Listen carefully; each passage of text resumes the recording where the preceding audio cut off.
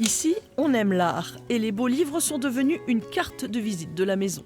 L'un des ouvrages en cours de fabrication présentera des œuvres de Mathurin Méheut qui aurait pu illustrer le livre de la jungle.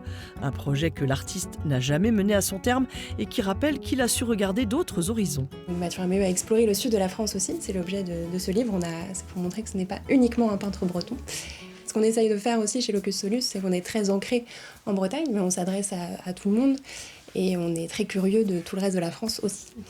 Locus Solus fait paraître une cinquantaine d'œuvres par an, dont 10 environ dans le domaine de l'art.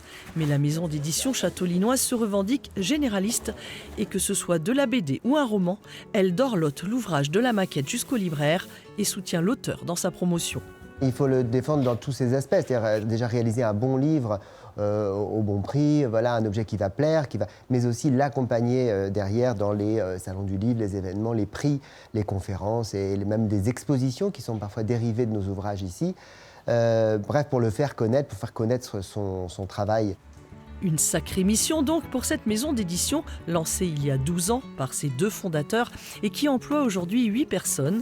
Participer au salon, comme celui d'Angoulême qui se profile, c'est aussi l'opportunité de rencontrer le lecteur et de flairer ce qui va lui plaire. Il y a des tendances dans l'édition, un peu comme dans la mode. Il y a des choses qui se publient plutôt au printemps, à l'été, d'autres choses plutôt à l'automne. Mais aussi sentir les sujets du moment, tout simplement. Les auteurs nous font part de projets. Et puis, il y a des tendances qui se dégagent et puis des sujets qui sont d'actualité. La Bretagne compte plus de 800 auteurs et autrices et pas moins de 127 maisons d'édition. Après une année 2024 un peu morose, plusieurs structures sont en difficulté, mais pas la marque à la clé qui a su tirer son épingle du jeu.